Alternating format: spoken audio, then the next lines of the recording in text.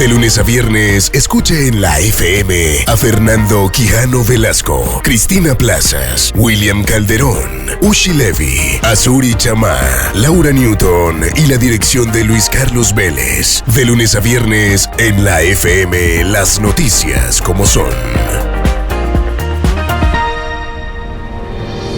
La FM cuida de Bogotá. Pacho alerta en la FM.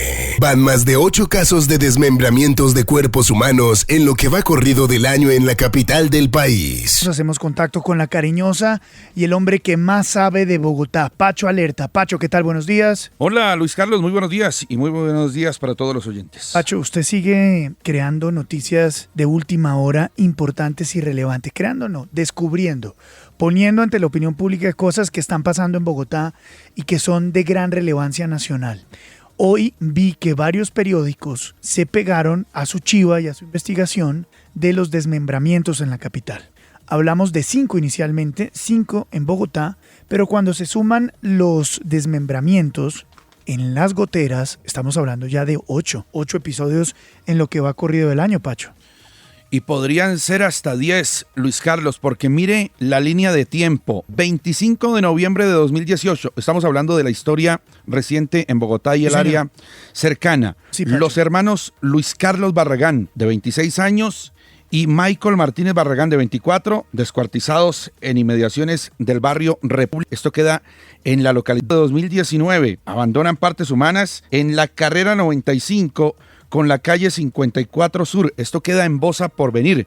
Ahí entre las víctimas estaba Yaniel José Salero, de 24 años, de origen venezolano.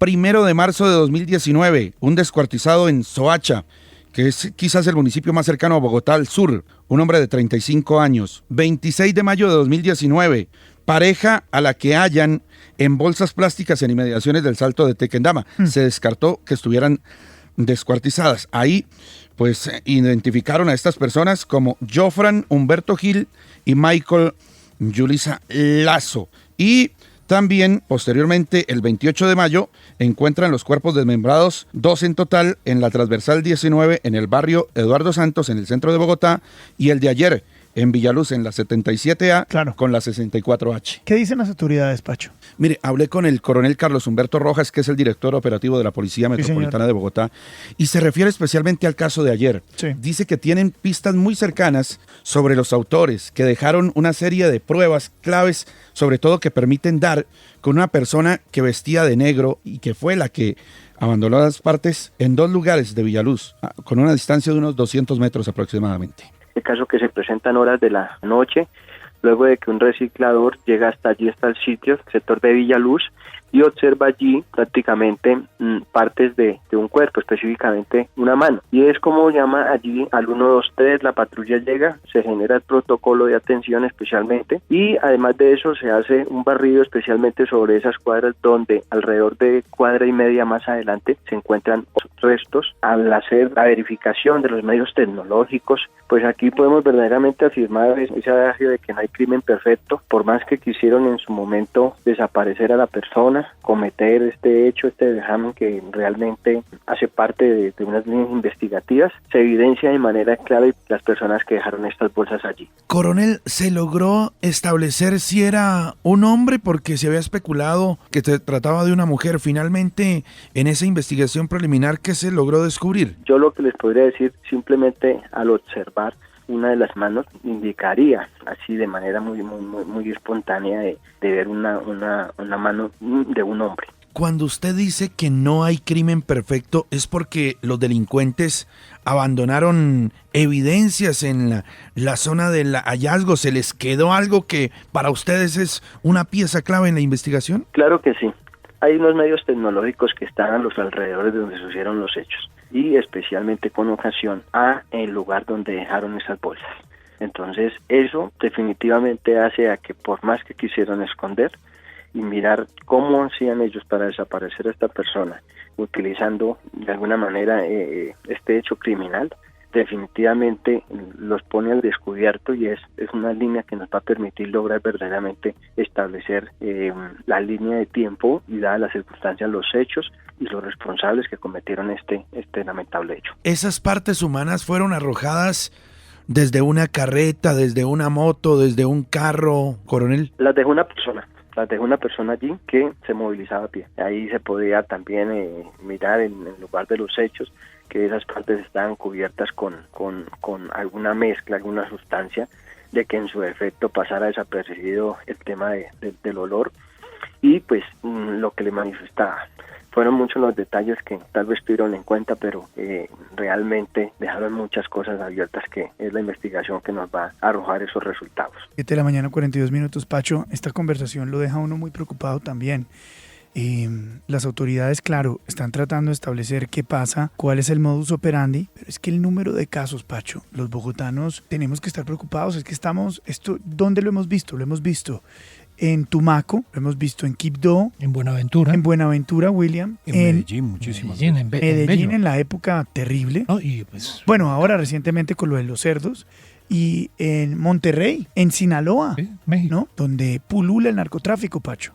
Hubo una época en Bogotá en donde no eran los descuartizados protagonistas de la noticia, sino los embaulados. ¿Recuerdan cuando dejaban cuerpos en los baúles de los vehículos? Hoy son descuartizados con un modus operandi similar en los casos y al parecer con un fondo que es el del microtráfico, esta guerra por territorio entre bandas de microtraficantes. Y el alcalde tan campante, ¿no? Pues es decir, no pasa nada en Bogotá. No, están cuadrando qué van a decir con el secretario de Seguridad. Pero es que, Luis Carlos, es imposible tapar 10 muertos en Bogotá descuartizados. Bogotá y sus alrededores, sí. Bueno, y sus alrededores, pero eso es crímenes que impactan a Bogotá. Sin duda. Por eso es que los tenemos acá y por eso es que estamos siguiéndole el pulso a Bogotá, porque nos preocupa Bogotá.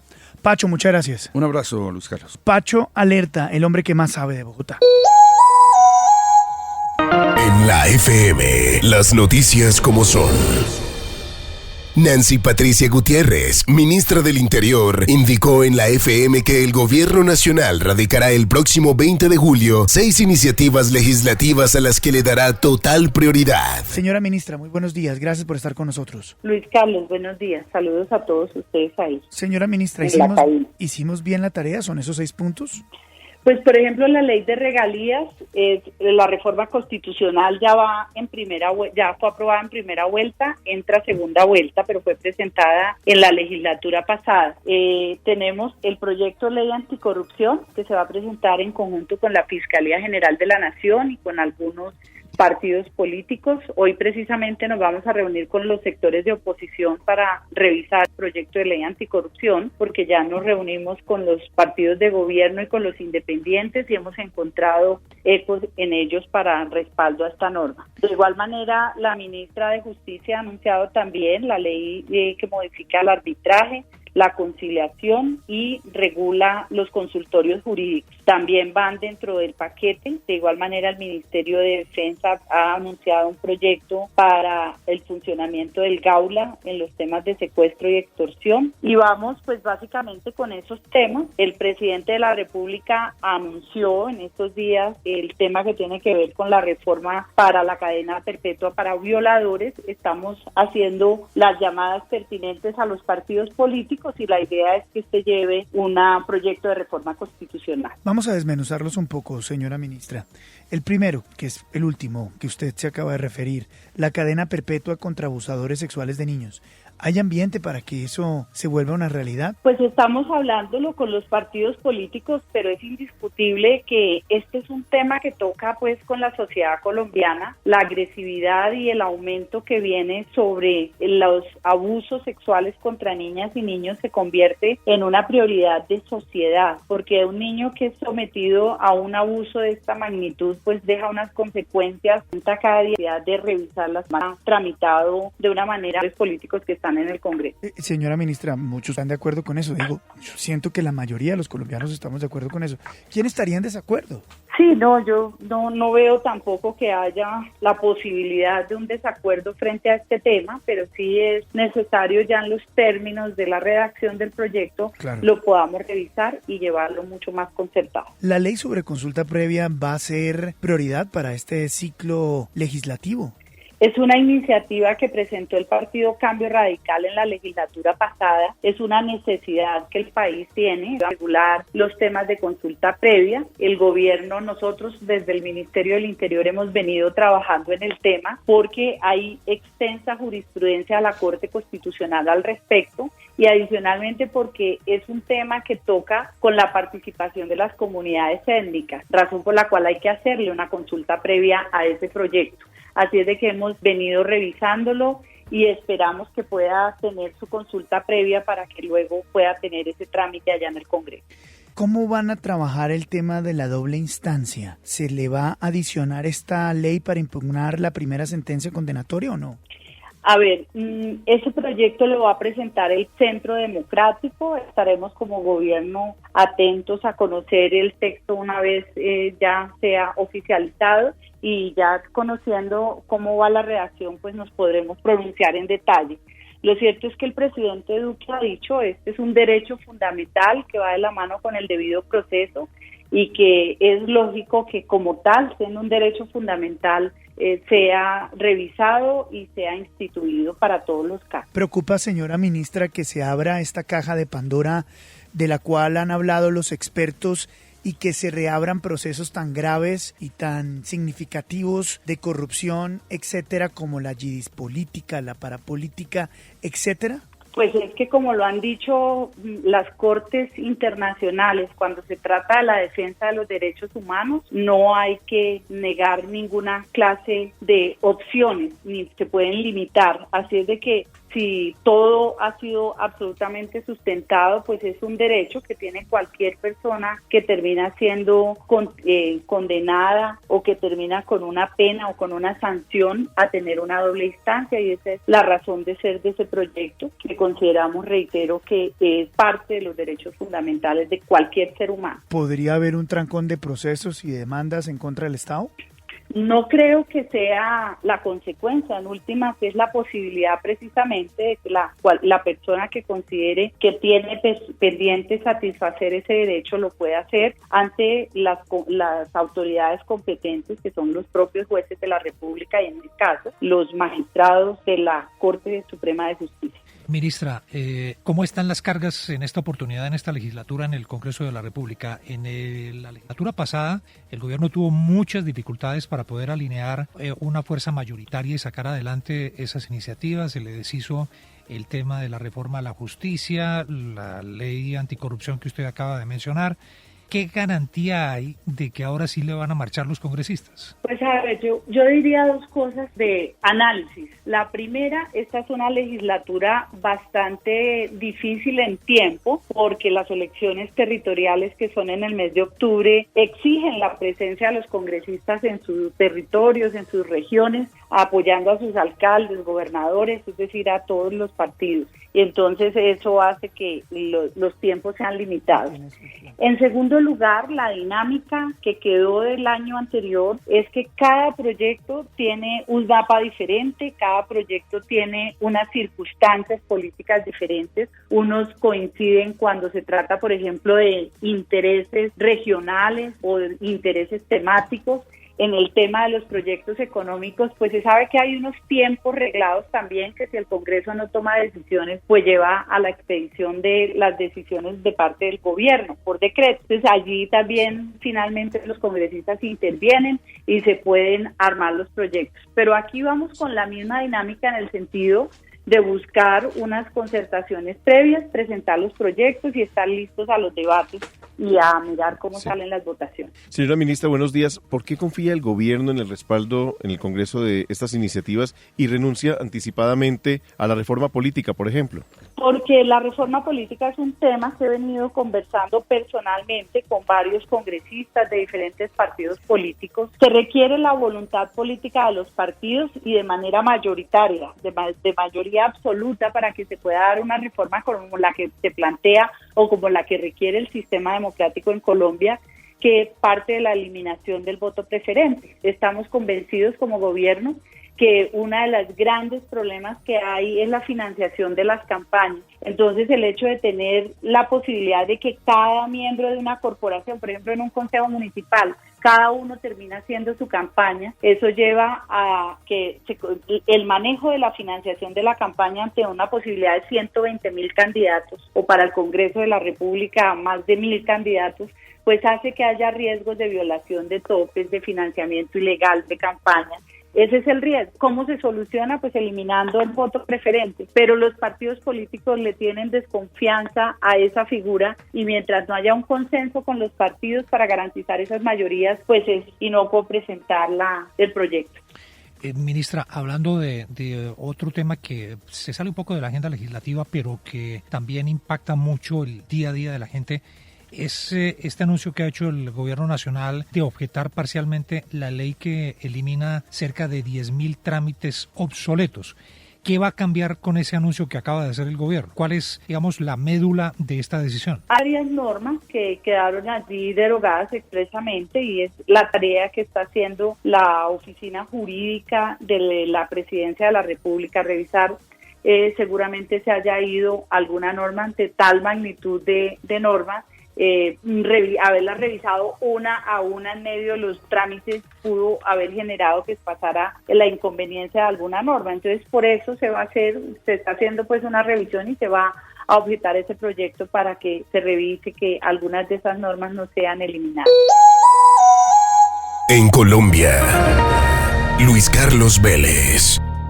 El canciller de Colombia, Carlos Holmes Trujillo, hizo en la FM un balance a su visita a Estados Unidos y su reunión con el secretario de Estado Mike Pompeo y el consejero de Seguridad Nacional John Bolton. Laura Newton, usted está con el canciller Carlos Holmes Trujillo. Luis Carlos, a esta hora me encuentro en Georgetown, en otro punto de Washington, con el canciller. Hemos estado hablando de la agenda de muy alto nivel que ha estado manejando. Ayer se reunió con el secretario de Estado Mike Pompeo, con el SAR antidrogas James Carroll, también con el asesor de Seguridad Nacional de la Casa Blanca, John Bolton, y por supuesto el director para el hemisferio occidental del Consejo de Seguridad Nacional de la Casa Blanca, Mauricio Claver Carone. Pero uno de los temas, canciller, que se ha estado reportando es la posibilidad de una desertificación. Se trató el tema con el secretario de Estado Mike Pompeo. Se descartó. ¿Qué noticias nos tiene al respecto? Laura, encantado de verla, los saludo a todos, mucho afecto igualmente a los clientes.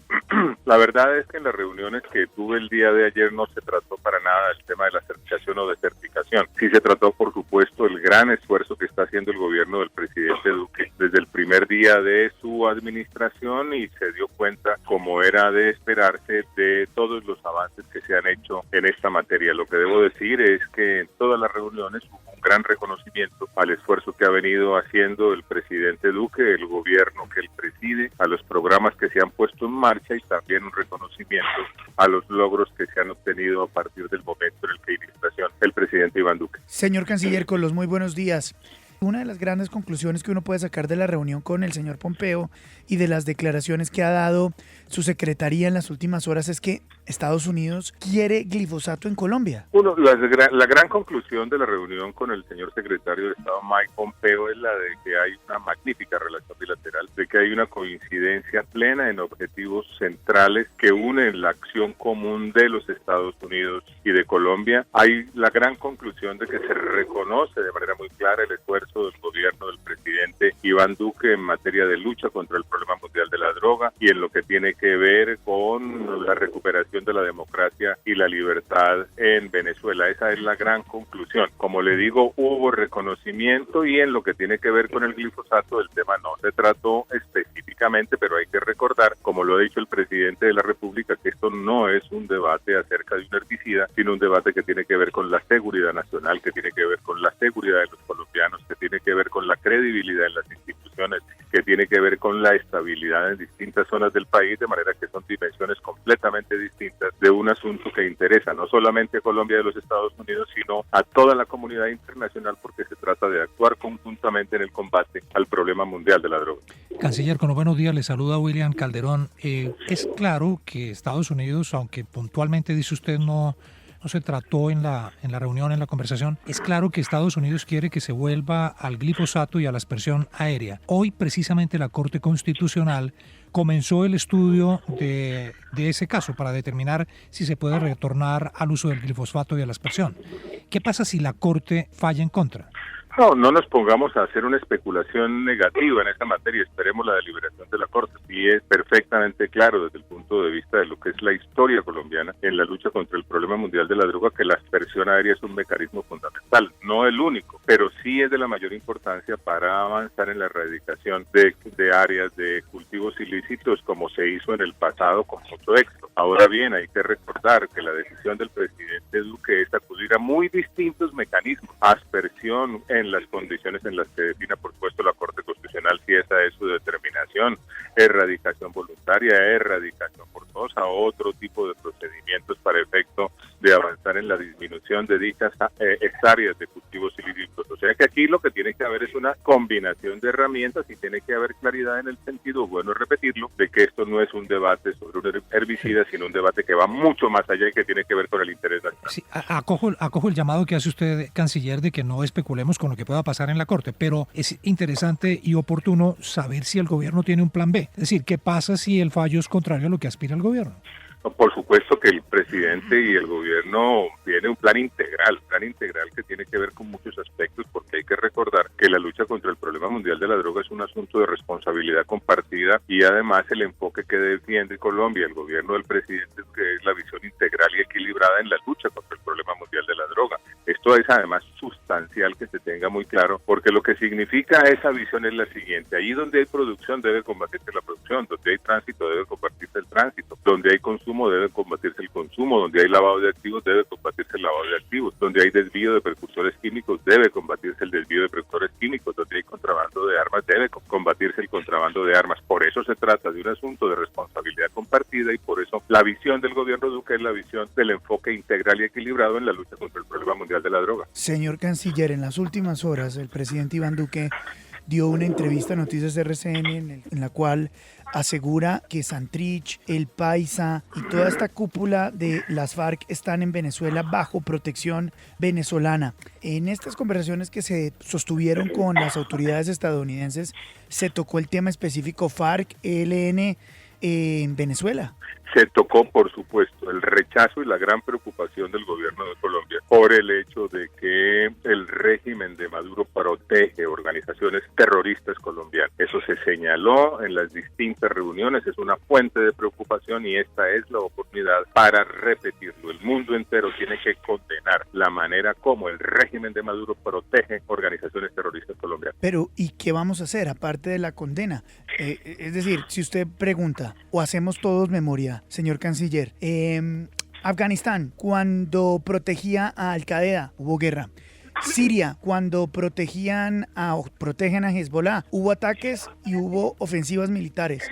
Hubo preocupación de Estados Unidos. Y acá todos estamos mirando para arriba cuando sabemos que ELN y FARC tienen toda la protección de Venezuela. No digo que se necesite guerra, ni mucho menos, pero sí acciones y no palabras. Por eso se está haciendo la denuncia permanentemente en todos los escenarios institucionales. Por eso acude Colombia a todos los mecanismos políticos, diplomáticos, legales existentes. Por eso ha puesto esto en conocimiento de Naciones Unidas y seguirá insistiendo. Por eso expresamos en nombre del gobierno del presidente Duque ayer nuevamente en todas las reuniones el rechazo y la preocupación que eso suscita, y eso además tiene mucho que ver con todos los pasos que se están dando tendientes a crear condiciones que permitan que más temprano que tarde el hermano pueblo de Venezuela pueda vivir otra vez en democracia y libertad. Hemos además señalado que nuestra posición respecto de lo que pasa en Venezuela tiene que ver no solamente con nuestras obligaciones jurídicas y políticas derivadas del hecho de que somos miembros de la Organización de Estados Americanos, sino que tiene que ver con la defensa de nuestros intereses nacionales. Señor canciller, pero yo sé, y lo hemos visto y todos somos testigos de la insistencia suya y del gobierno colombiano de que haya rechazo, pero uno ve, y si lo compara con otros casos, a nosotros es como si no nos estuvieran poniendo cuidado.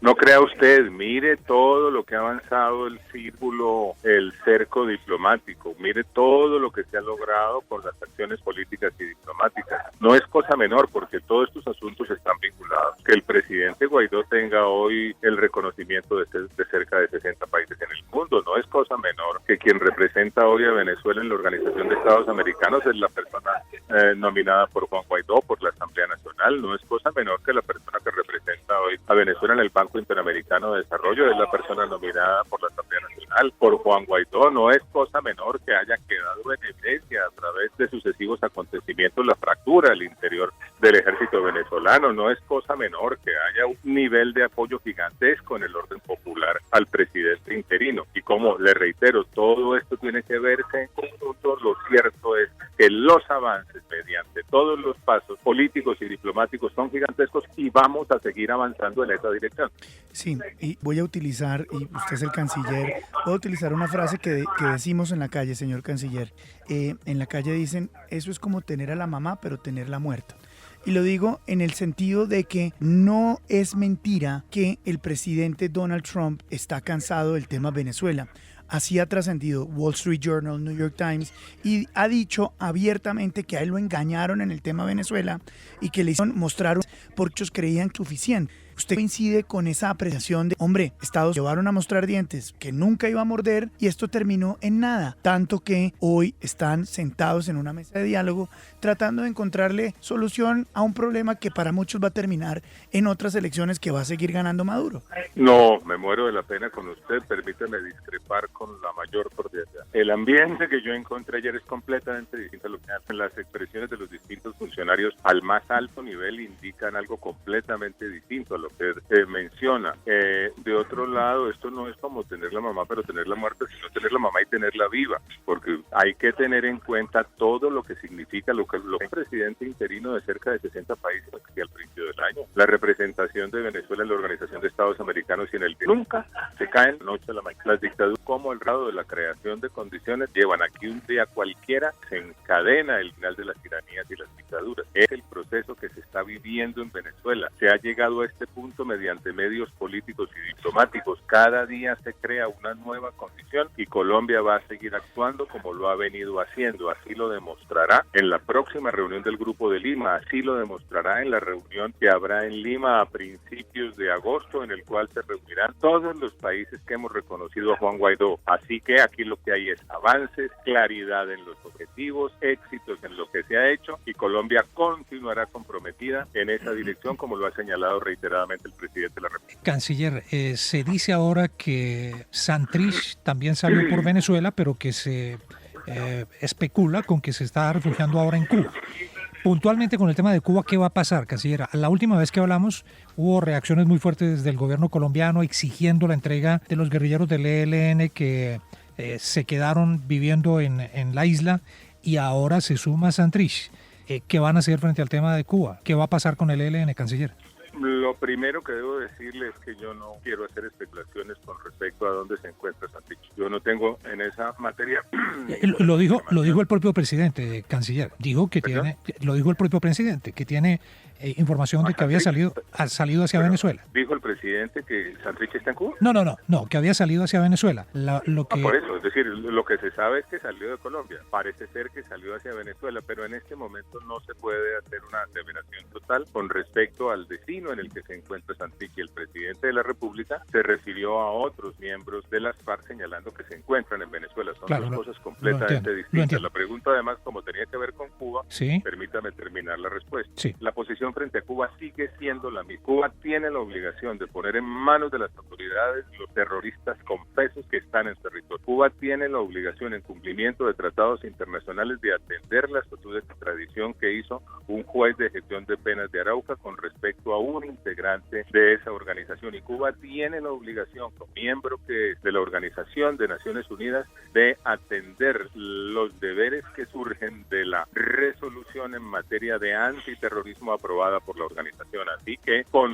el mayor respeto, Colombia sigue insistiéndole a Cuba en que ponga en manos de las autoridades a los criminales confesos que está protegiendo. Señor canciller, ¿no le da la impresión o se siente en el aire que las cosas políticamente, el tema de Santrich, el tema de las objeciones, el tema de la doble instancia, que políticamente el gobierno está patinando sobre los mismos temas, ya casi pasado un año de administración? No, esos son unos temas, pero hay otros temas, el Plan Nacional de Desarrollo, las industrias creativas, las medidas que se han tomado para efecto de generar más posibilidades de inversión.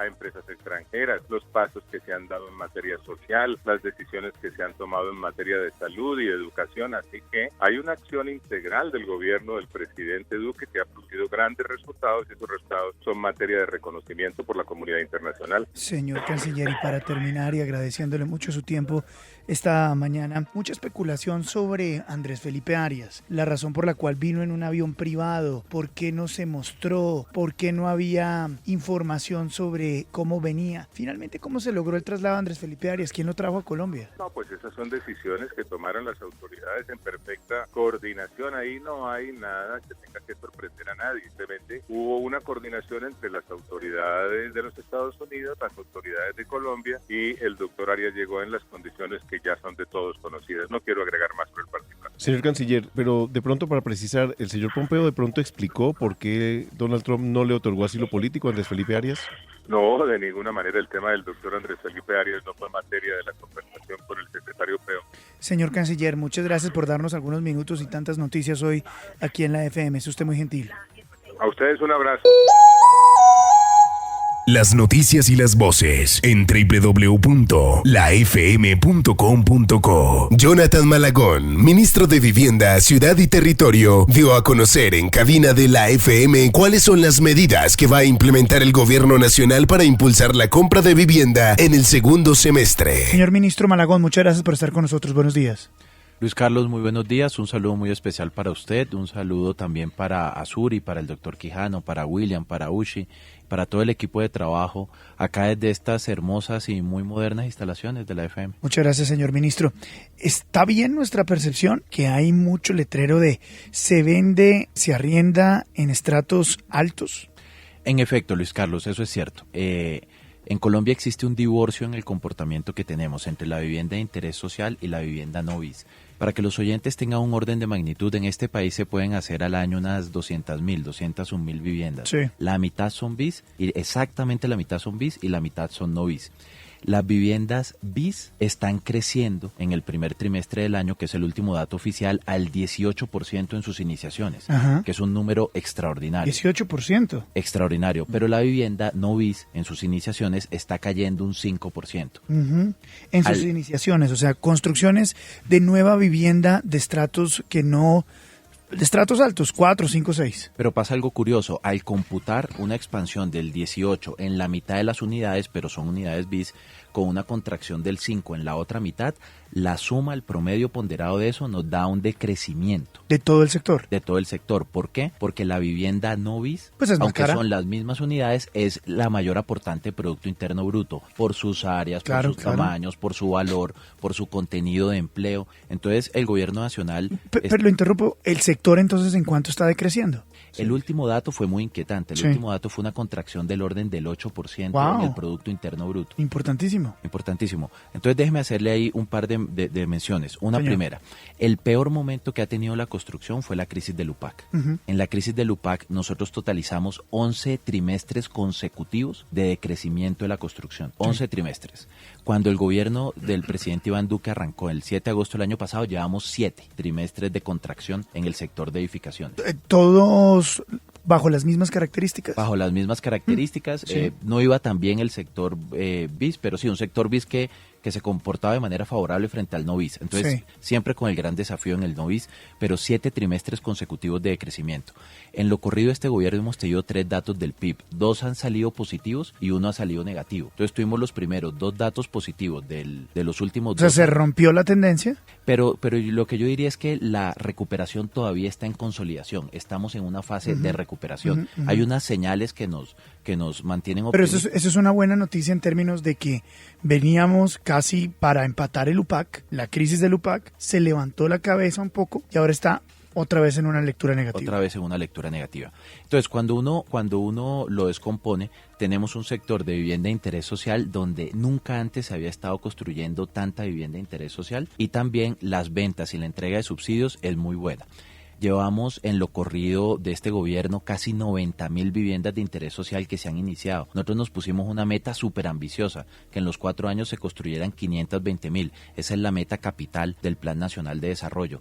520.000 significaba pasar del gobierno anterior, donde se construyeron unas 466.000, a una cifra que crece 2 dígitos. Y la verdad es que en el 17% del gobierno llevamos el 17% de la meta. Es decir, la vivienda de interés social va bien. Estamos haciendo algunas cosas, sin embargo, para acelerarlas, para consolidar ese buen momento, pero digamos que va bien. Pero mi gran preocupación hoy como ministro de Vivienda es qué vamos a hacer con la vivienda no bis. Ahí lo detengo. Ese tema de la vivienda bis, en instantes lo vamos a recuperar y vamos a ver qué se puede hacer para que la gente que esté interesada en obtener vivienda a este ritmo de crecimiento de construcción lo haga. Una gran oportunidad.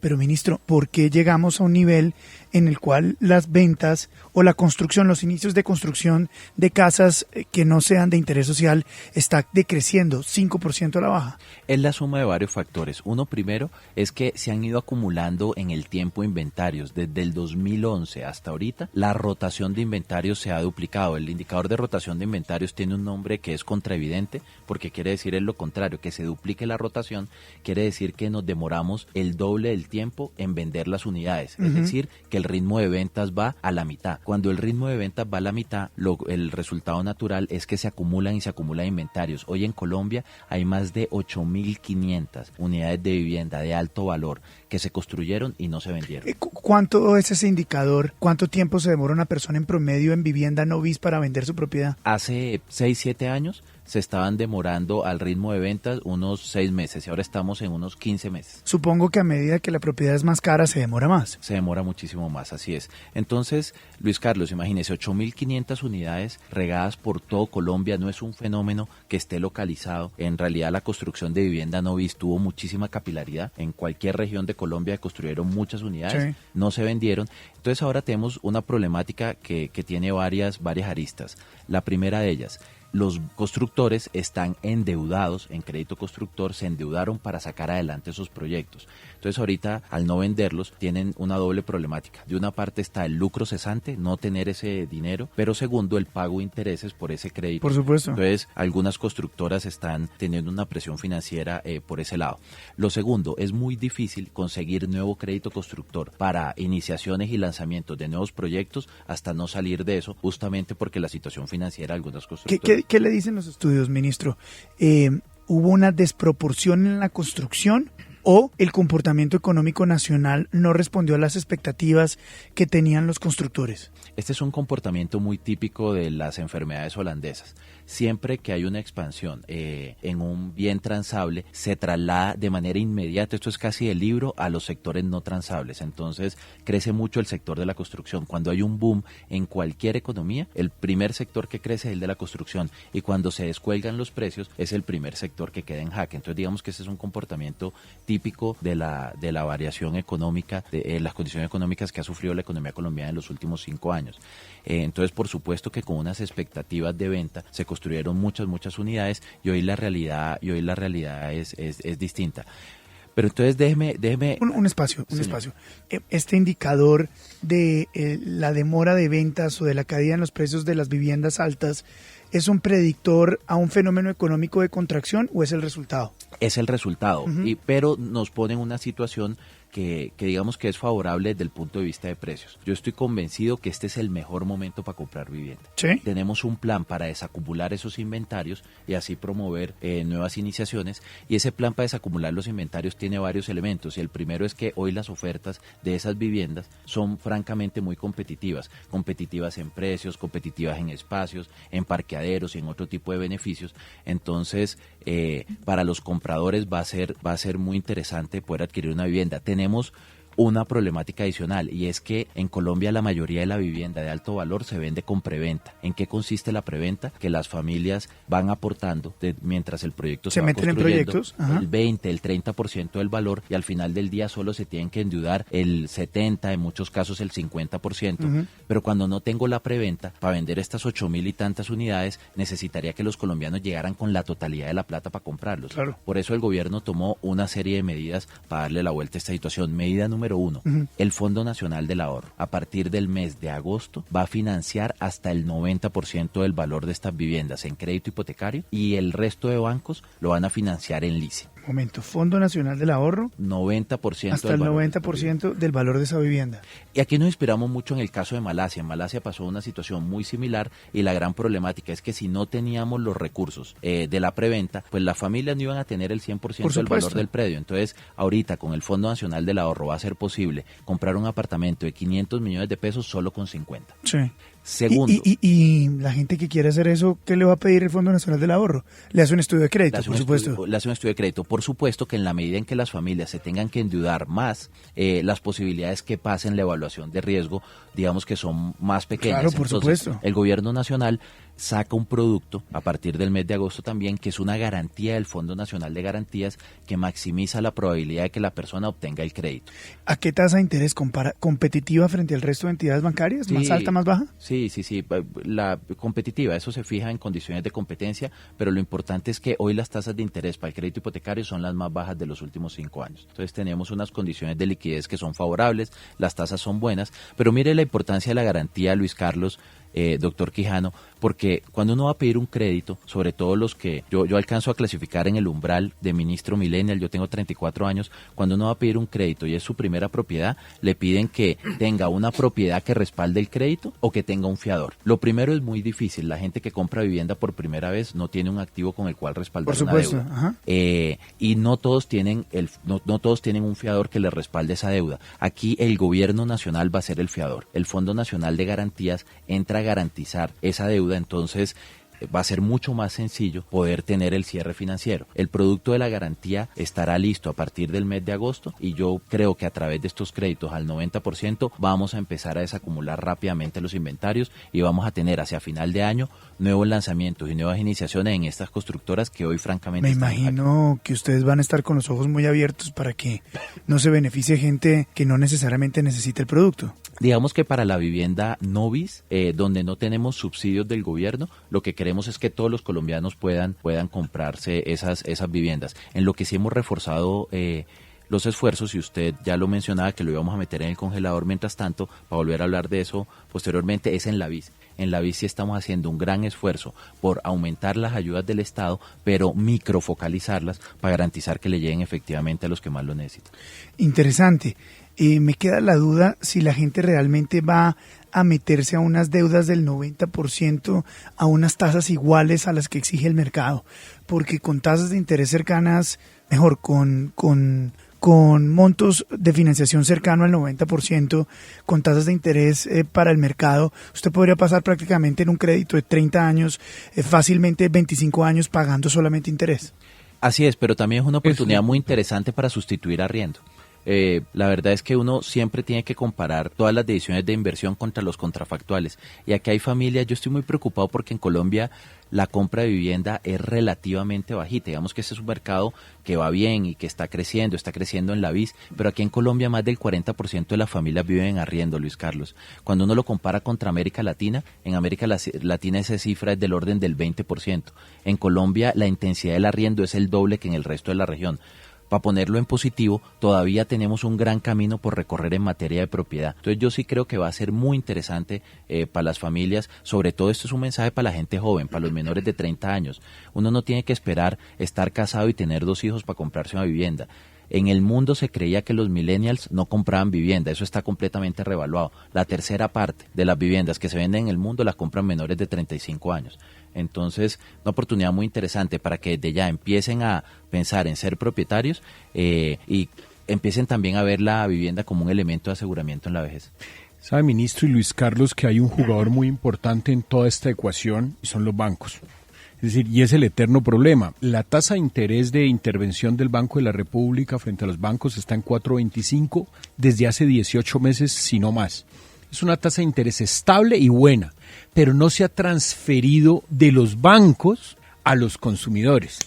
Y ese es el problema. El problema es que todavía hay un dinero caro. El ministro dice que tenemos la tasa hipotecaria más baja, que debe estar en torno al 9%, siendo la más barata el 9%. Es altísima. Que es altísima. Entonces, usted discúlpeme, profesor Quijano, le hago el paréntesis. Altísima. ¿Sabe cuánto usted un crédito en Estados Unidos de vivienda encuentra? Desde 3.5 a 4.8. Sí, claro. La tasa de interés está en 2%. Y si usted es un tipo que está quemado, pues quemado, 5%. Pero nada obliga. Más caro comprar casa en Colombia Colombia. Luis Carlos, nada obliga a un banco a prestar barato. Entonces, el gobierno tiene muy buenas ideas, ha hecho muy buenas acciones, pero usted quiere un apartamento de 500 millones. Ya vio un apartamento que lo tiene ahí, que está encañengado, como dicen en Cali, que está encañengado el constructor, que lo tiene ahí, que vale 500 millones, usted va y lo negocia y el gobierno saca una medida de que se lo den con el 10%. Pero ¿quién obliga al banco a que usted con 50 millones saca un apartamento de las cuotas? ¿Quién le va a pagar las cuotas? Y es ahí donde Luis Carlos lo decía, es el tema de la financiación. Sí. Entonces yo sí creo que mientras los bancos no se comprometan, ahora usted tampoco puede obligar a los bancos a prestar barato, porque finalmente es su negocio. Entonces aquí hay como un dilema muy interesante entre la política pública, el constructor y el consumidor.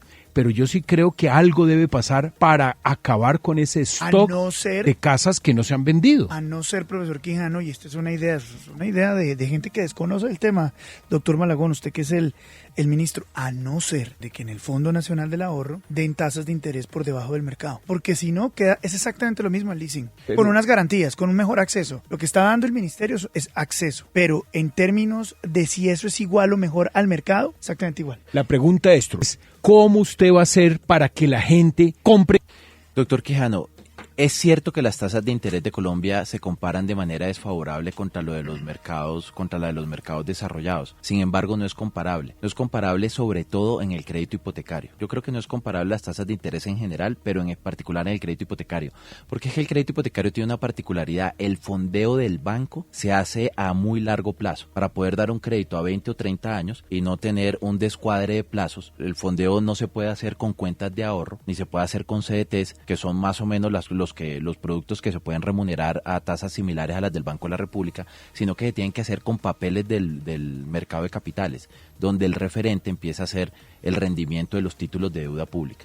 Entonces uno nunca encuentra tasas hipotecarias por debajo de la tasa de los TES. Eso es una particularidad para todos los países. Siempre las tasas hipotecarias se comparan contra las tasas del gobierno. ¿Por qué? Porque el fondeo esto no es como una tarjeta de crédito donde uno puede entregar el crédito producto de lo que está recibiendo en las cuentas de ahorro en los CDTs. Aquí tiene que ver más con el mercado de capital, entonces las tasas son un poco más altas. Pero yo no quiero que los oyentes se queden con el mensaje que estamos en un momento malo en materia de tasas de interés. Lo cierto es que no solamente el Banco de la República, sino también lo que ha ocurrido en términos de mantener el grado de inversión, del buen perfil de la deuda colombiana, garantiza que hoy las tasas sean las más bajitas de los últimos años.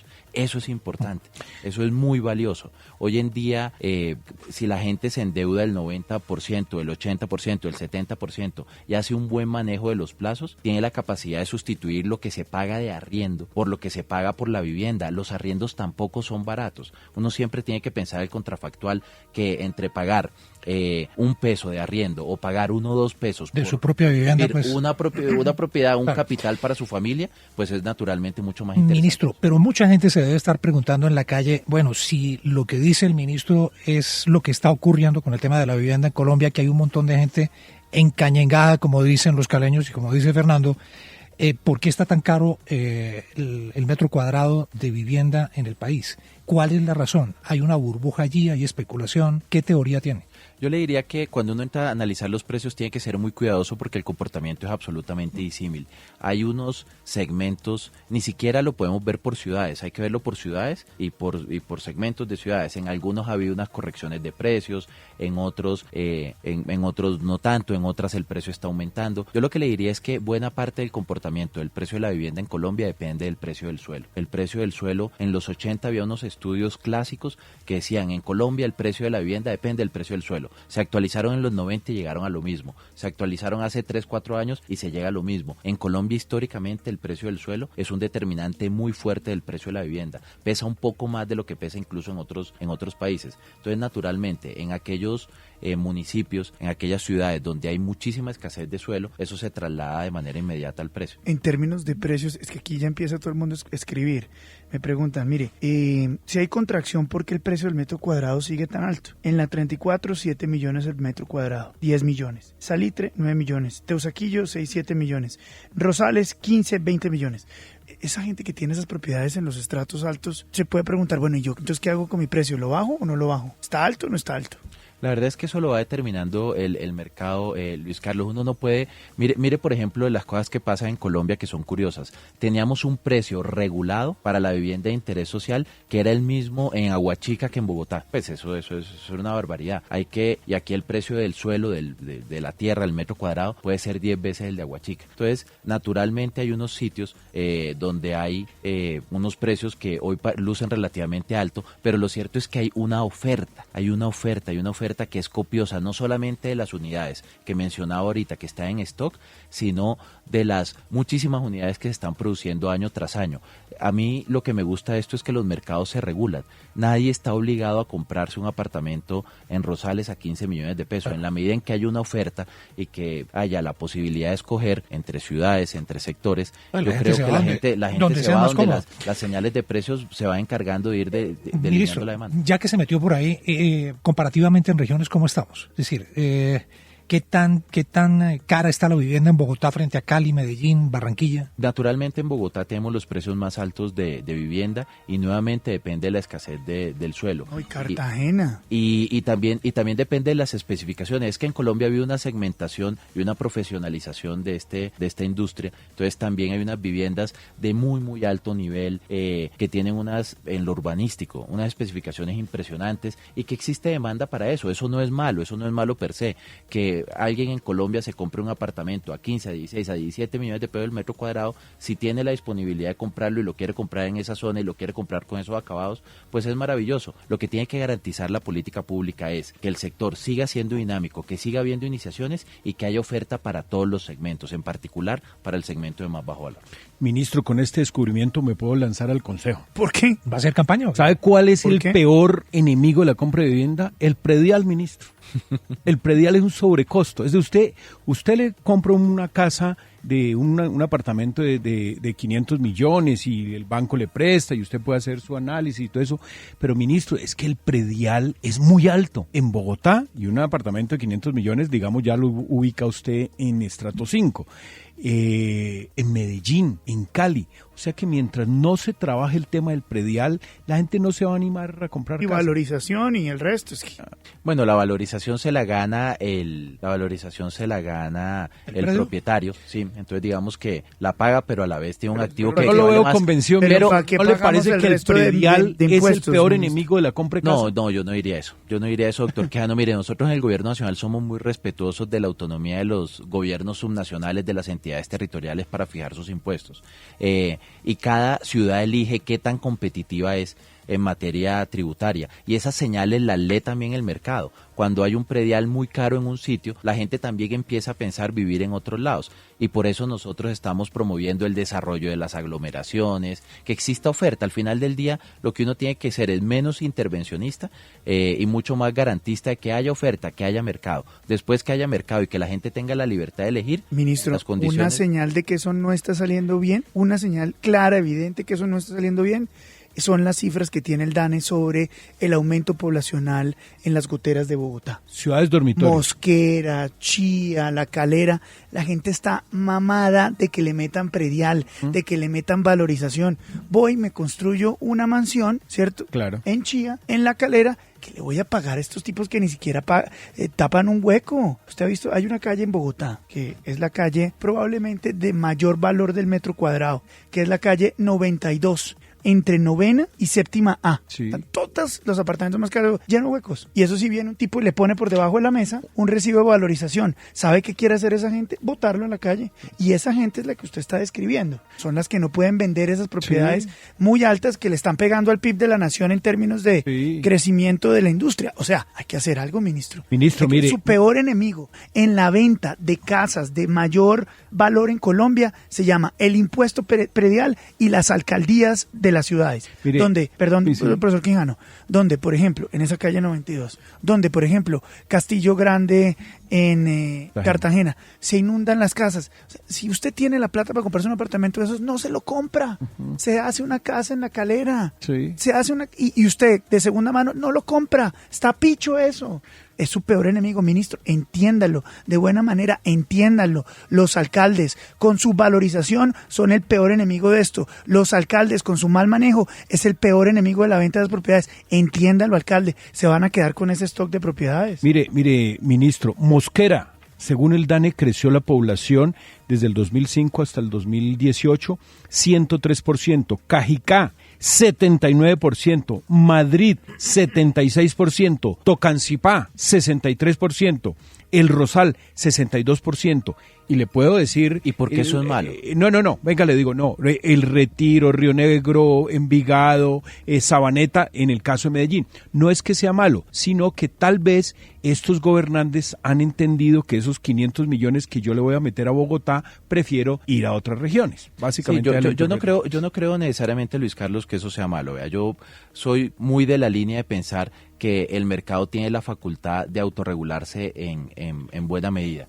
¿Qué pasa si la señal al final del día es que la vivienda es muy cara y la gente empieza a mudarse a otros lados? ¿Qué voy a tener yo como resultado natural? Una regulación por el lado del precio. Entonces, ese es un fenómeno que no necesariamente es malo. Sí, no, ministro, pero ahí nos estamos contradiciendo con la premisa inicial de la entrevista.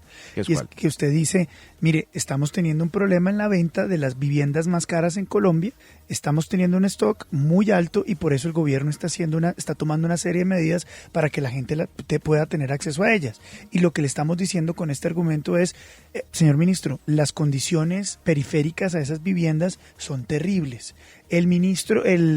Los impuestos como el impuesto predial también hacen que esas viviendas no se puedan comprar, no se puedan revender.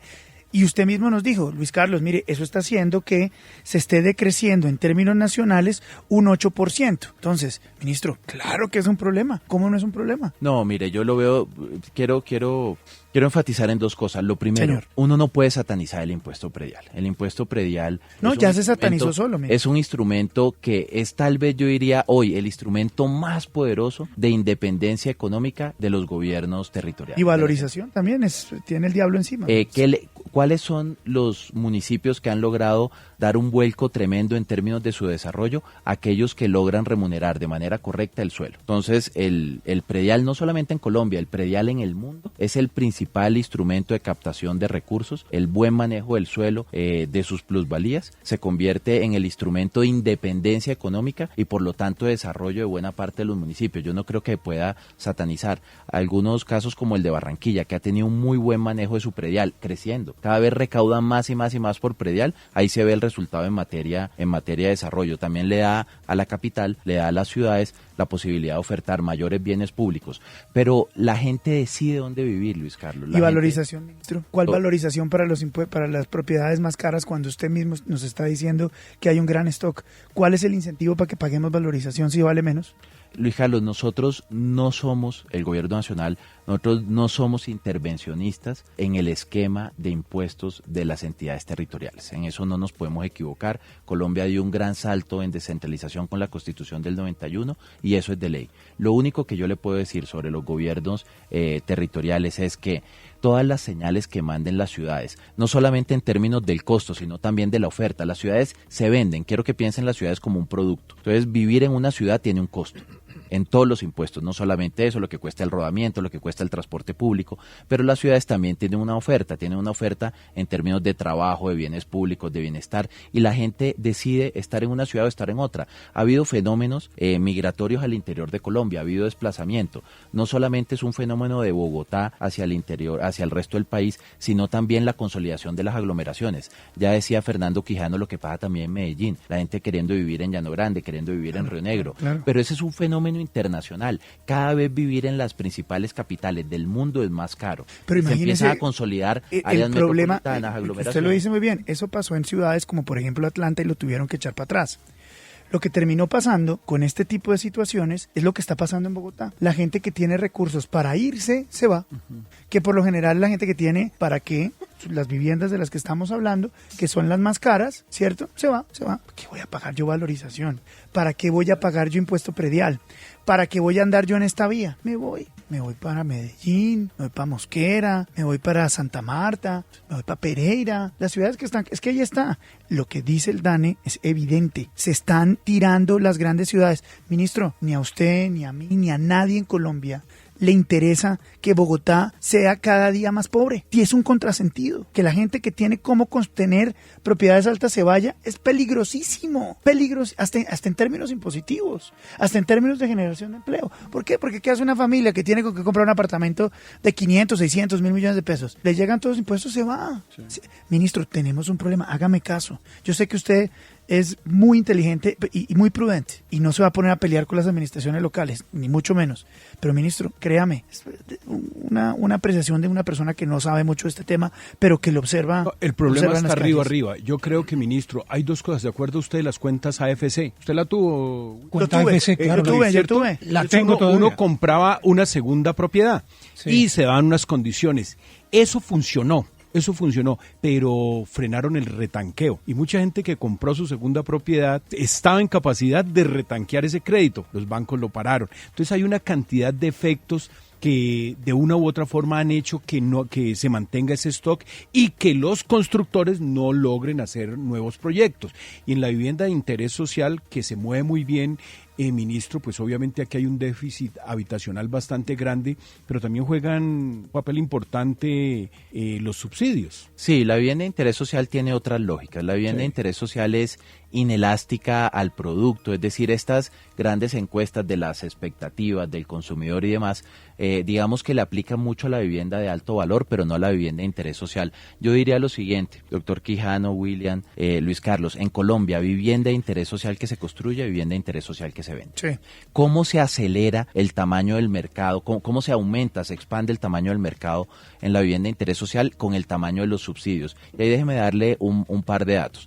Nosotros tomamos una decisión el año pasado que fue dejar de dar subsidios a la vivienda no bis, porque antes se le estaba dando subsidio a la vivienda no bis, eso costaba 600.000 millones de pesos, para aumentar los subsidios a la vivienda bis. Y el programa Mi Casa Ya, por ejemplo, para agosto de este año, habremos entregado unos 75.000 subsidios en la historia del programa, desde el 2015 hasta ahorita. Y en el gobierno del presidente Iván Duque se habrá entregado la mitad de esos subsidios. Un programa que arrancó en el 2015, para agosto de este año, en solo un año de gobierno habremos entregado la mitad de los subsidios.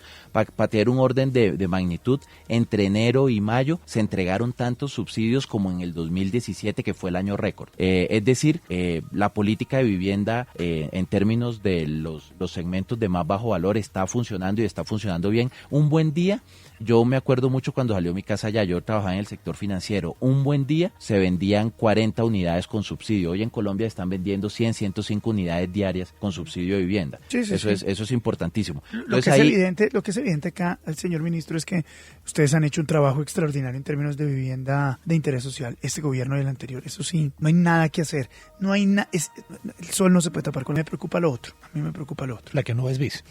Pero, ¿en cuánto está el déficit, ministro, hoy de vivienda de interés social? Vamos a ver que el censo no solamente es poblacional, sino también de vivienda. Entonces nos va a actualizar un poco esta cifra. Pero sí verán la cifra que es, porque de luego, o sea, si estamos esperando que nos den el dato en el DANE. Tenemos una maravillosa autoridad estadística. Entonces, mire, los datos es muy prudente con los cuales, el ministro, ¿no, Luis Carlos? Él no se pelea con nadie. Los datos con Usted los le cuales... dispara todo y el ministro lo maneja muy bien. Sí, claro. No, yo creo que están buscando un cargo allá en la Cancillería. No, ministro, muy bien. Encuesta de hogares. El déficit en Colombia es del 5% de la población. 5%. 5% de la población.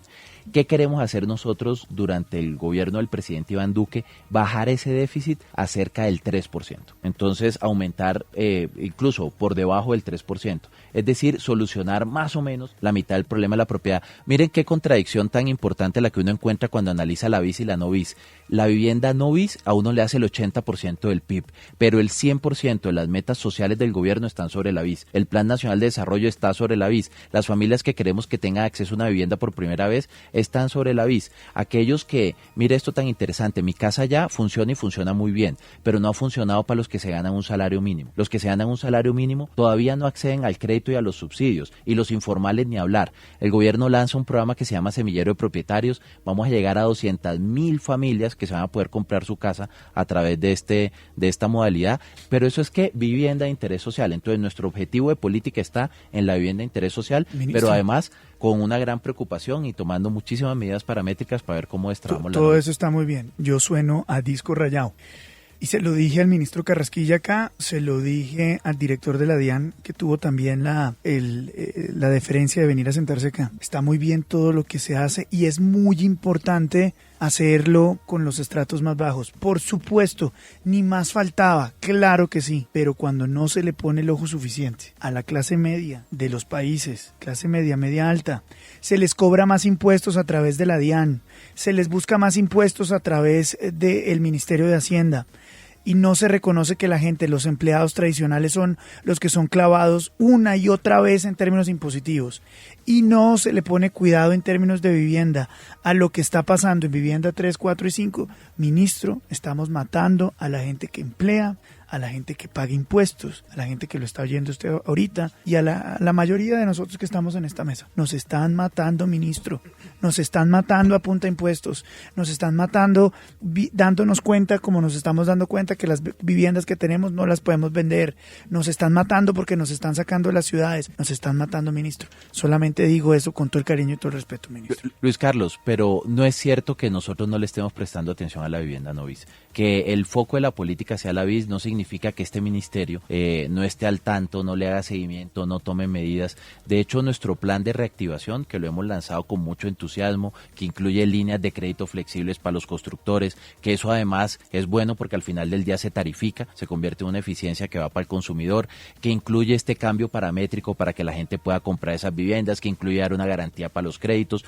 Todas esas medidas apuntan hacia lo mismo. Yo discrepo y creo que por el contrario, este es el mejor momento que tiene el país para comprar vivienda. Yo estoy pagando la mía. Sí. Si yo no tuviera vivienda propia, con todo y que mi sueldo ahora es más bajo que el de antes, indiscutiblemente el momento para comprar vivienda es este. Este es un buen momento para comprar vivienda. Hombre, uno tiene también esto que ser, no solamente es por prudencia, también es como por entender el alcance de lo que se puede y no se puede hacer desde lo público.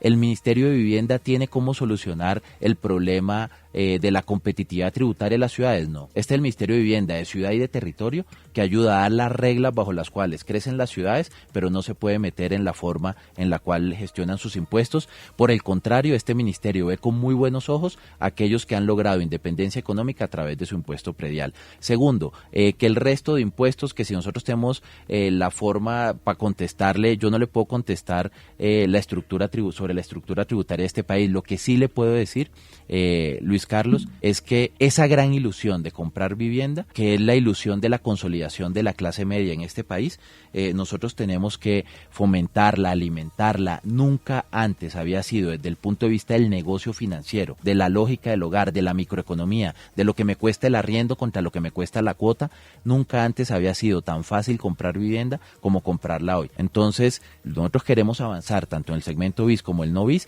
y ver cómo volvemos un país de propietarios. Aquí no se trata, sobre todo desde mi posición, de quejarme de aquellas cosas que no puedo cambiar. Decir que si los impuestos son grandes, que si hay huecos en las ciudades, ese no es mi trabajo. Mi trabajo es garantizar que más colombianos, al momento de analizar lo que están pagando de arriendo, digan, oiga, si yo hago un pequeño esfuerzo, puedo sustituir esto por mi casa propia. Y ese mensaje es clarísimo. Hoy se puede sustituir arriendo por vivienda en todos los niveles de la vivienda propia, en todos los niveles de la sociedad, y eso es a lo que le vamos a insistir, a lo que le vamos a seguir trabajando. Ministro, muchas gracias por darnos unos minutos aquí en la FM y por aceptar esta conversación, muy gentil. Muchísimas gracias, Luis Carlos. Es un gusto para mí estar otra vez en los micrófonos de la FM. Gracias.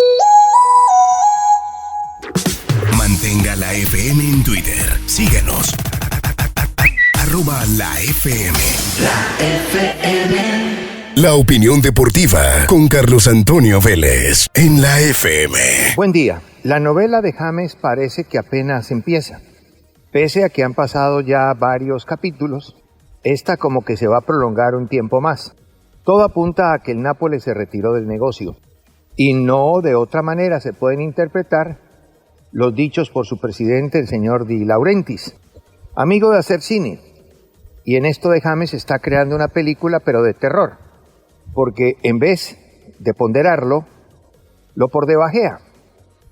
Pues es fácil interpretarlo.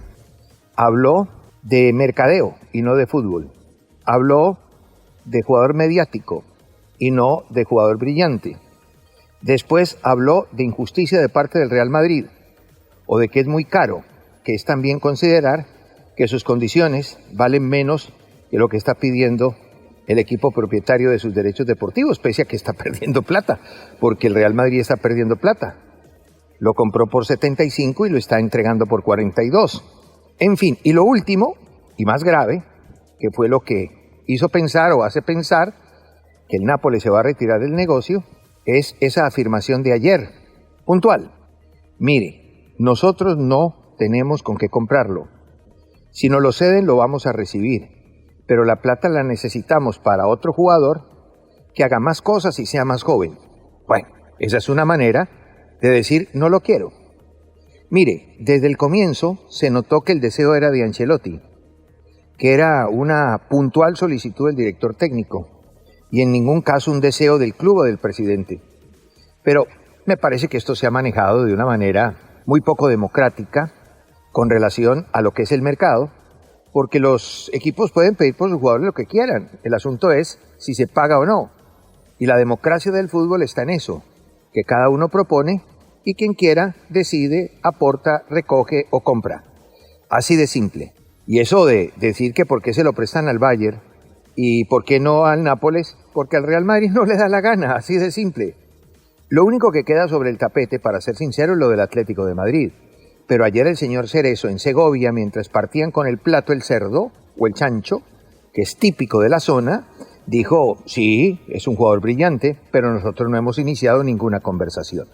Se sabe que en las próximas horas se van a reunir con Simeone para determinar si consiguen un punta con gol o traen a un jugador como James. O sea que es una cosa que ni siquiera se ha probado en el club. ¿Que el Real Madrid no lo quiere vender al Atlético de Madrid? Eso es mentira.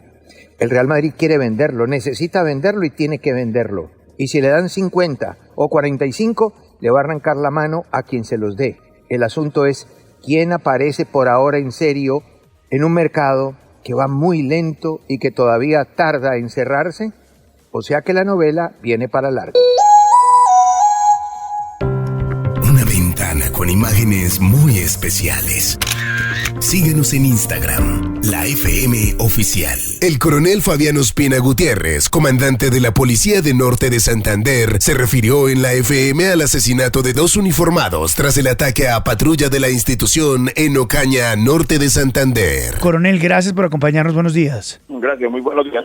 Coronel, ¿qué fue lo que ocurrió? Sí, tenemos lamentablemente el hecho en el kilómetro 6, en el día que conduce del municipio de Ocaña Ábrego, donde una patrulla policial fue emboscada y fueron asesinados nuestros 2 intendentes de la policía de la seccional de tránsito de Norte de Santander. Ellos realizaban un patrullaje en este sector de la vía con el fin de ejercer los controles que le corresponden a la especialidad de tránsito.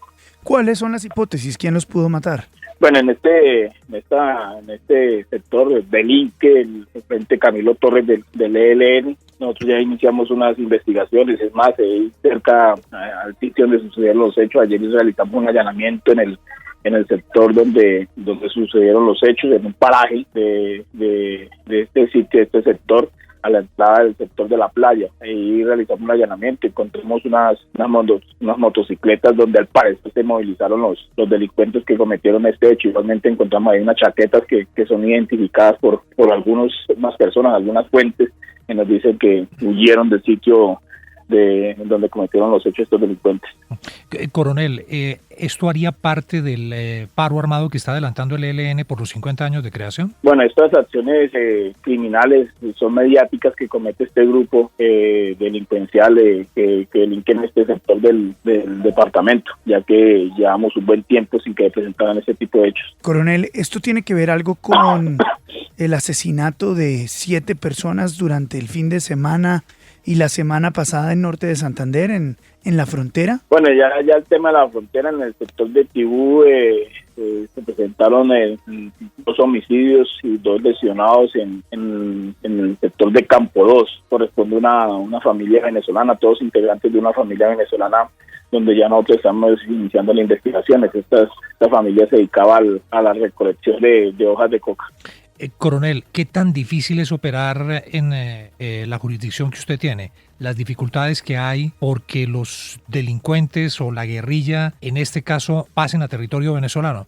¿Cómo es el día a día de ustedes para poner en evidencia lo que está pasando y las dificultades que enfrentan, toda vez que, como acabamos de escuchar, hasta el propio presidente Iván Duque ya dijo oficialmente que Venezuela está protegiendo a los guerrilleros de las FARC que huyeron y hay protección también al ELN? Nosotros tenemos una frontera en Santander de 425 kilómetros aproximadamente, donde estos actores delincuenciales cometen cualquier tipo de delitos, este tipo de hechos y aprovechan la frontera para pasar al otro lado y refugiarse en este sector. Nosotros tenemos diferentes operativos y diferentes órdenes de captura contra estos cabecillas de estas comisiones, de estos frentes, donde cuando son en territorio colombiano las hacemos efectivas por el medio de la Fiscalía General de la Nación. Sí.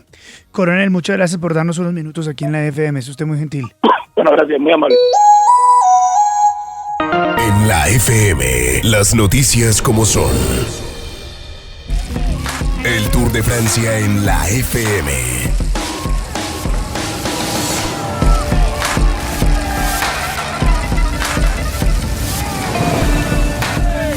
Hacemos contacto con Francia, con Antena 2, la única cadena deportiva del país.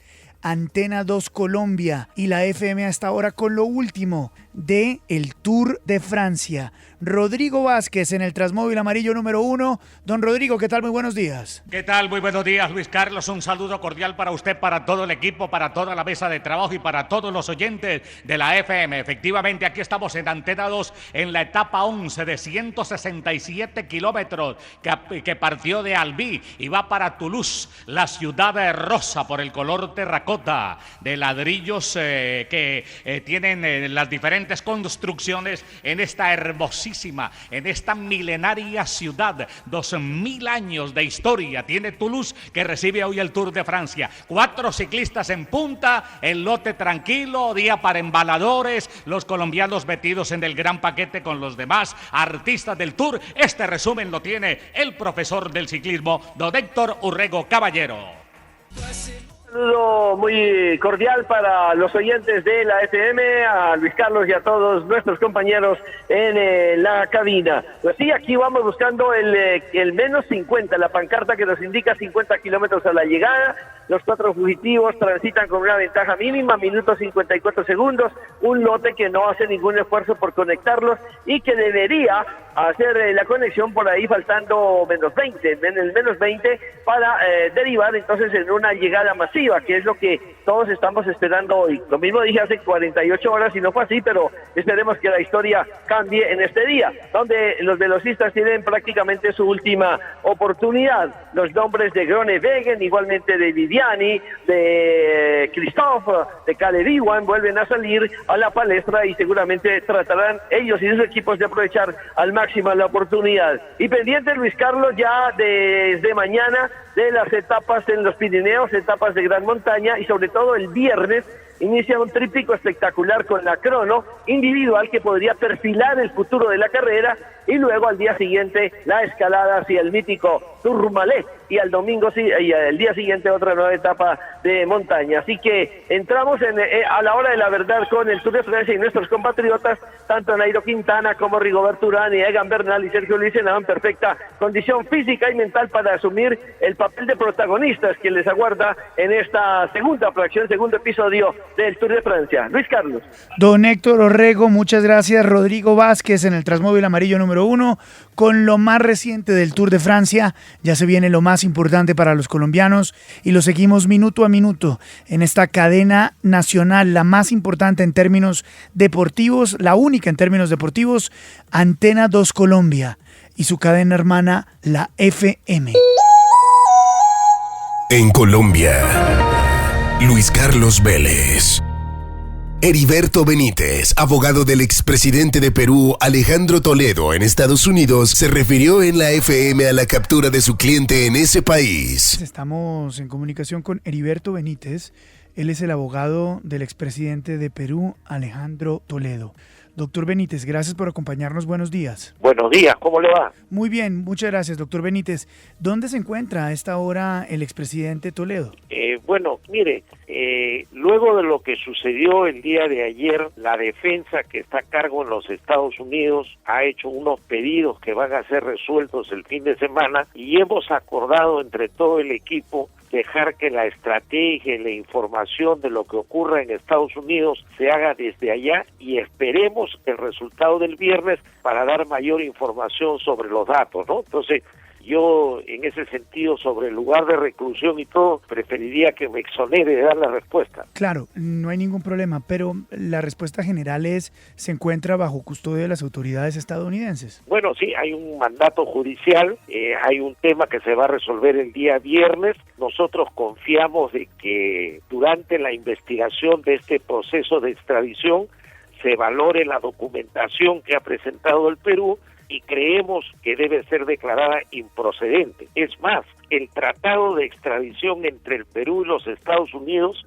señala que para entregar a un ciudadano a efecto que le lleven a cabo un proceso judicial debe acompañarse la orden de prisión o detención, que sí existe, estará cuestionada o no en el Perú, pero existe. Después dice el documento de imputación, que viene a ser la acusación, y eso no hay. Y en tercer lugar dice las pruebas de la acusación, tampoco existe. En el Perú, la investigación del caso Odebrecht se encuentra en una etapa de investigación preparatoria. Todavía no hay acusación. Sin embargo, el Perú ha solicitado la extradición sin cumplir ese requisito que señala el tratado, y en virtud de ello nosotros creemos que esa podría ser una de las razones por las cuales podría ser declarado improcedente. Al expresidente Toledo, ¿por qué entonces lo detienen? Si todavía no hay caso cumplido, ¿por la orden de extradición? Bueno, yo entiendo que, como en cualquier país, cuando un fiscal solicita ciertas medidas preliminares, el juez accede, luego va avanzando las audiencias y va valorando la información, ¿no?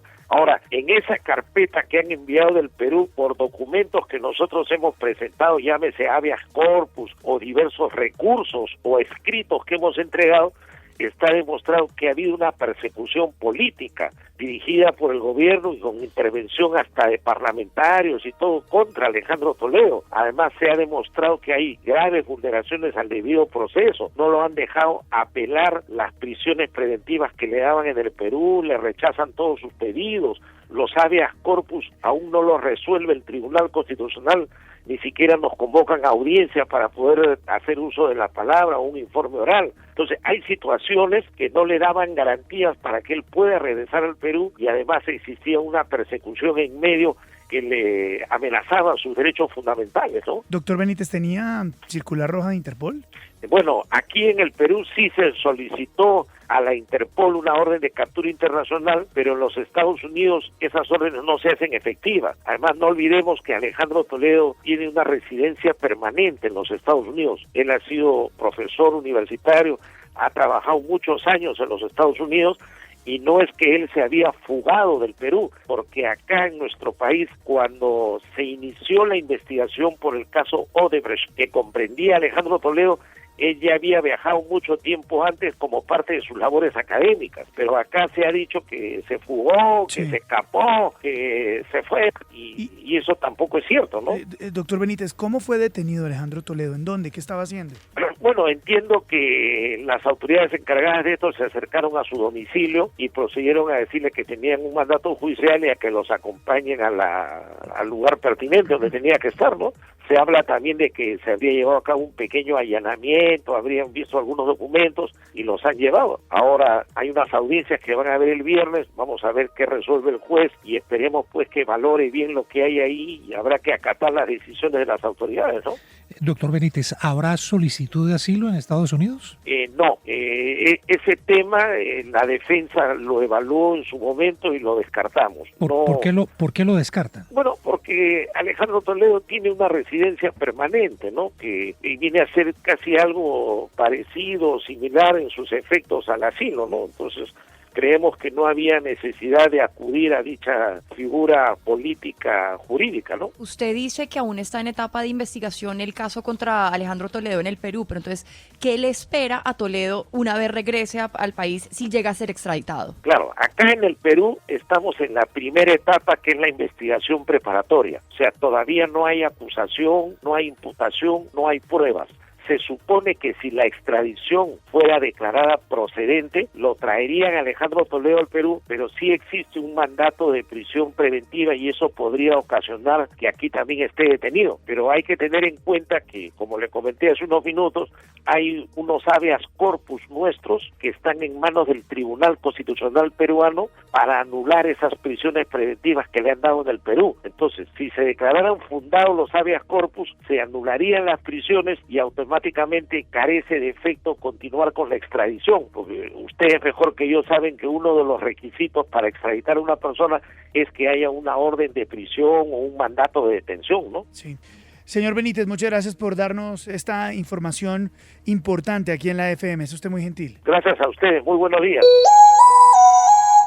Las noticias y las voces en www.lafm.com.co. Diego Santos, experto en tecnología, afirmó en la FM que con la aplicación FaceApp se están regalando los datos personales. Don Diego Santos, que es experto en tecnología, compañero itinerante de la mesa de la FM, muy buenos días.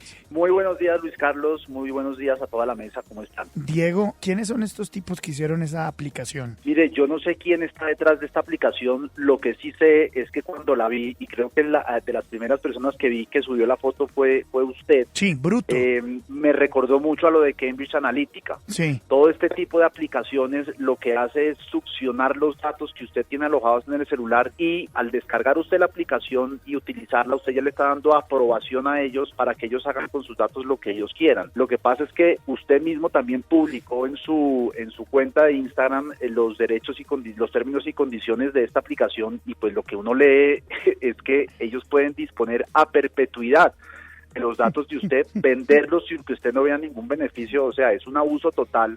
Pero aquí lo que hay, más allá de esa invasión de la privacidad, yo creo que lo que está cambiando en este mundo es nosotros ya estamos relativizando lo que queremos de nuestra privacidad. Ya no nos importa regalar nuestros datos con tal de usar este tipo de aplicaciones. Es que, a ver, Diego, yo creo que el debate va por ahí. Varias cosas. La primera, estuve leyendo un artículo en Newsweek y me dice el artículo, que FaceApp es desarrollado por una compañía que se llama Wireless Lab, que es rusa, una compañía rusa, y lo que por lo general buscan esas compañías, como usted lo dice muy bien, es quedarse con los datos de uno y quedarse con la cara de uno. Exacto, pero con lo que usted ya está diciendo, imagínense, estos rusos lo que luego hacen es le venden estos datos a una compañía. Estamos a puertas de unas elecciones aquí en Colombia y a usted ya lo pueden empezar a mapear, rastrear y mandarle información para hacer exactamente lo mismo que se hizo con Cambridge Analytica en las elecciones de los Estados Unidos. O sea, se está repitiendo, es como si se volviera a repetir el efecto piramidal de las pirámides y eso. Diego, y mucha gente que a pesar de este anuncio dice, bueno, pero finalmente tienen todos los datos, un dato más, un dato menos. No, esto es gravísimo, o sea, nos tiraron un dulce para quedarse con nuestra billetera. Correcto, pero es lo que yo le digo, yo creo que a cada vez menos personas les está importando que haya una compañía que disponga de sus datos, como que eso ya no está en las prioridades de las personas, el cuidar más lo que descargan en sus celulares. Diego, porque uno llega a pensar, eso a mí no me va a pasar, a mí no me van a mandar ninguna encuesta que me sesgue hacia votar a un candidato, que me sesgue hacia comprar cierto producto. Pensamos que eso le pasa a los demás, no a nosotros. Disculpa, dime. Diego, no, todo bien. Para desmenuzar un poco, porque hablamos de datos. ¿Qué son los datos? ¿Con qué datos se quedan? Los datos pues se quedan primero con tu nombre, lugar de nacimiento, pueden acceder a tus redes sociales para ver qué tipo de publicaciones le das tu like.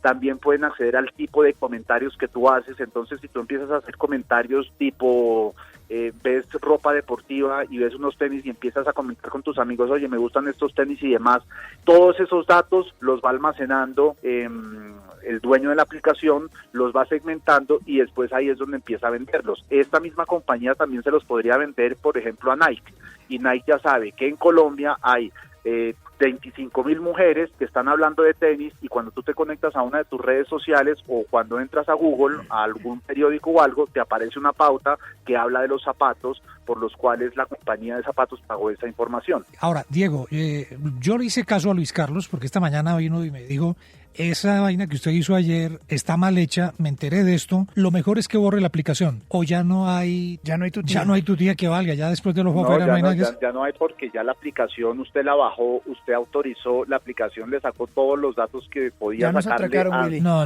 exactamente. Pero entonces ahí sí estamos en problemas. Mire, lo que hay que entender, Diego, lo que hay que entender es que la nueva cédula son los ojos y el rostro, y esa inteligencia que se está desarrollando en torno a que el rostro sea el documento con el cual usted se mueve por el mundo, pues cuando suben una foto de uno y le hacen todo ese ejercicio, yo no sé en manos de quién quedan esos datos. No, pero es que a mí lo que me sorprende es cómo caemos, Diego. Esto ya se volvió algo sistemático, nos tiran un dulce y todos como unos borregos vamos y no lo comemos. Pues mire, yo iba a caer, pero me acordé de lo de Cambridge Analytica y lo que hice es que busqué a un amigo y le mandé una foto para que él me hiciera el jueguito, o sea, le robaron los datos a él.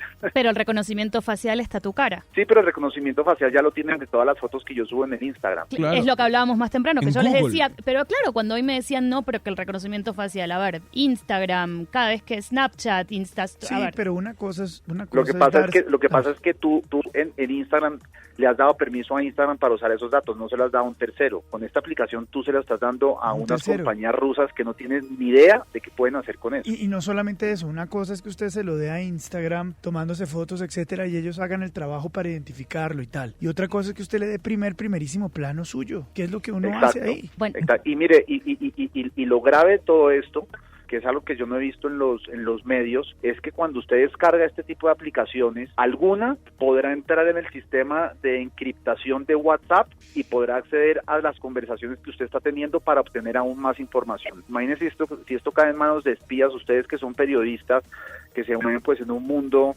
bastante turbulento. Sí, turbio es el de William. El de William es terrible. Si entran a mi WhatsApp, se van a pegar una aburrida. Oiga, no Diego, van a encontrar. No, pero fíjese que cuando usted está escribiendo cosas en WhatsApp, a usted ya lo están perfilando. Sí, claro. En WhatsApp a usted le pueden duda. saber si a usted le gusta el tenis, si a usted le gusta una serie de televisión, qué es lo que usted come, o sea... Cierto. Pero ya, es decir, ya con la noticia que nos da Diego Luis Carlos, voy a volver a bajar la aplicación porque ya el daño está hecho. O sea, ¿qué hacemos? ¿Voy a seguirme divirtiendo? No porque le siguen extrayendo información. Más bien aprenda, William, no baje esas vainas. Pero A ver, Laura. aprendo, no le vuelvo a hacer caso. Madure. Diego, yo le tengo una pregunta porque es que uno está escuchando que los rusos villanos desde en Stranger Things Sí, y ahora total. robando datos acá en las redes. ¿Qué quieren los rusos con los datos de uno, por ejemplo, de los colombianos? ¿A qué nos estamos exponiendo? Pues porque se lo pueden vender a una compañía, una campaña política que necesite perfilar cierto tipo de personas para lanzarse, o por ejemplo los indecisos, para empezar a llenar de información indecisos para que inclinen su votación, su voto hacia cierto candidato, por ejemplo, hacia ciertas compañías que quieren que usted empiece a conocer sus productos. Pues eso está mal hecho, me parece. Pues yo le Hay tengo gente una que respuesta. acepta eso, pero eso es lo que quieren. No ve que, o sea, lo que la gente no entiende todavía hoy, lo que no entendemos es que el negocio en Internet, inclusive el de los medios de comunicación, es la acumulación de datos. ¿Usted qué cree que cuando un periódico está cobrando por contenido, lo que está cobrando es por acceder para enriquecer su base de datos y con eso salir a comercial a vender? Eso pues no es un delito, pero el negocio en Internet es adquirir datos. El dato.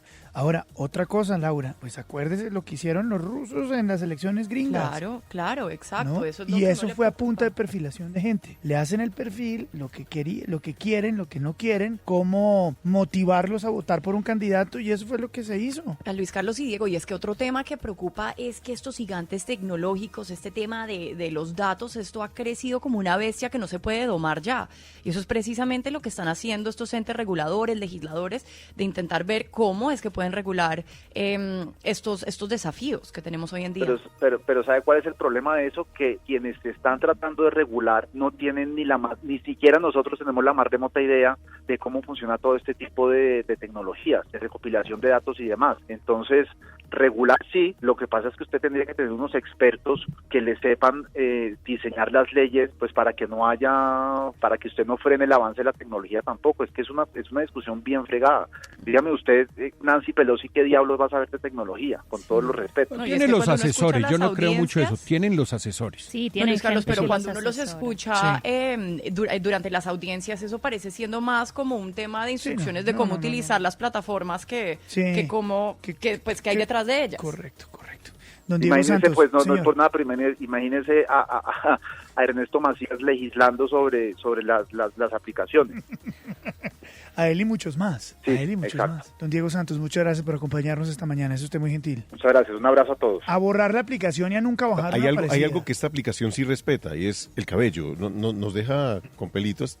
Sí, Todos los hombres ¿le salió pelo, Azuri, Y en yo la aplicación? me salió, claro. Bueno, Y a mí 90 años y pelo. A mí me salió una abundante cabellera de la cual carezco. No, y una abundante papada, doctor Quijano. Terrible esto. De lunes a viernes, escuche en la FM a Fernando Quijano Velasco, Cristina Plazas, William Calderón, Ushi Levy, Azuri Chamá, Laura Newton y la dirección de Luis Carlos Vélez. De lunes a viernes, en la FM, las noticias como son.